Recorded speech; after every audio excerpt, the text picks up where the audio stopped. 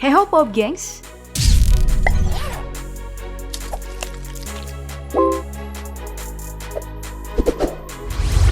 Tim yang satu ini sama sekali tidak pernah masuk dalam bayangan orang.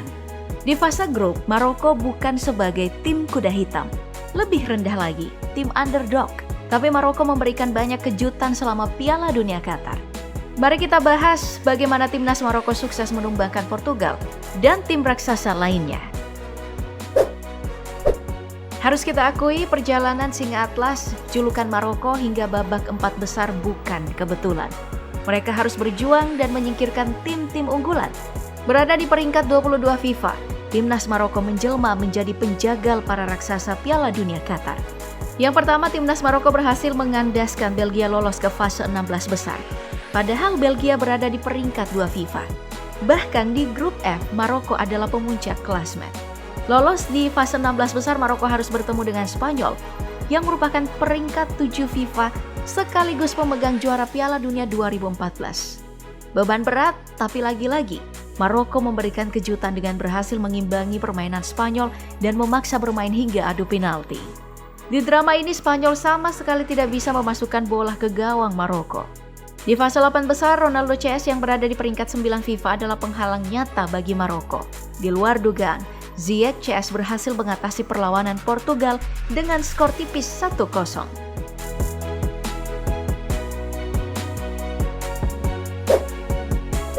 Keberhasilannya lolos semifinal Piala Dunia membuat timnas Maroko mengukir catatan bersejarah. Mereka menjadi tim Afrika pertama yang mampu tembus semifinal Piala Dunia FIFA. Semenjak tim Afrika pertama kali ikut Piala Dunia pada tahun 1934, tidak satupun yang pernah melangkah jauh. Kamerun pada tahun 1990, Senegal tahun 1998, dan Ghana pada tahun 2010 hanya berhasil sampai di babak perempat final. Dan inilah kenyataan dari lagu tema Piala Dunia 2010 lalu yang baru terwujud, This Time for Africa.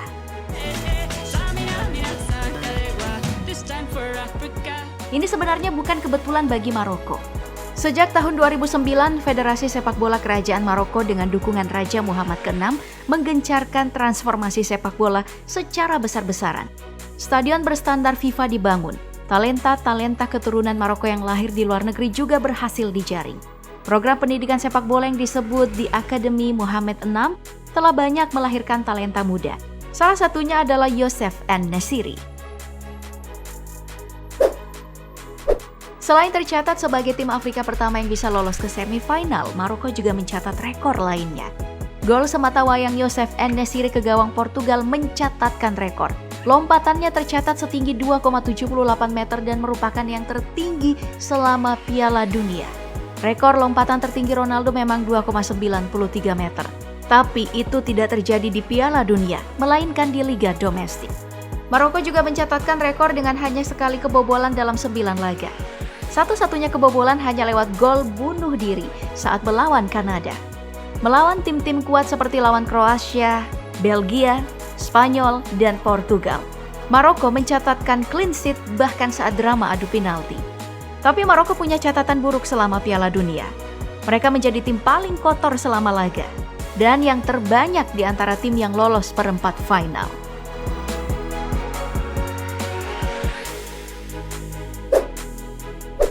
Suksesnya tim Maroko membuat para pemainnya kini dilirik oleh klub-klub Eropa. Selain Achraf Hakimi di PSG, Yassine Bono di Sevilla, Nayef di West Ham, Nusair di Bayern Munich, Hakim Ziyech di Chelsea, kini giliran Sofiat Amrabat yang akan mengikuti jejak rekan setimnya.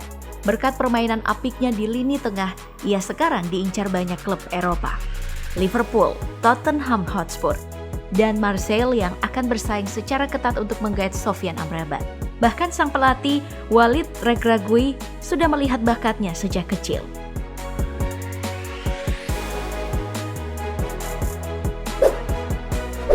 Bicara tentang pelatih Maroko, bisa dibilang Walid Regragui adalah suksesor prestasi timnas Maroko. Kalau mau dibilang, ia adalah pelatih yang paling minim prestasi di Piala Dunia. Ex-pemain Racing Santander ini hanya pernah membawa Wydad AC Casablanca juara Liga Champions Afrika. Ia juga hanya sebagai pelatih pengganti setelah Fahid Halil Hodzic mundur. Di Maroko, karir kepelatihannya juga terbilang baru. Ini karena Walid lahir dan besar di Prancis. Di timnas Maroko, ia tampil bukan hanya sebagai pelatih, tapi juga sebagai penyemangat para pemain.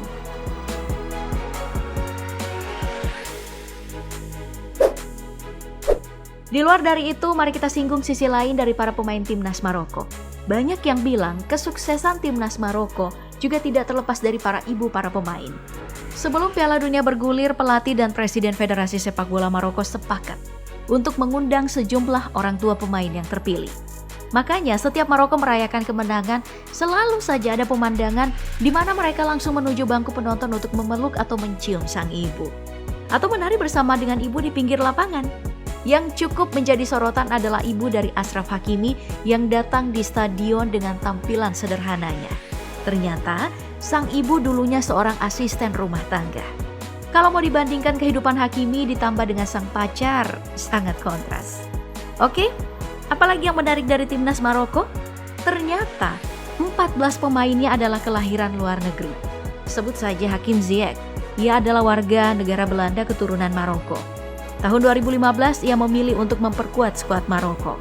Padahal Ziyech pernah membela Belanda di level U20 dan U21. Begitu juga dengan Achraf Hakimi, lahir di Spanyol tapi memilih Maroko sebagai negara yang dibelanya.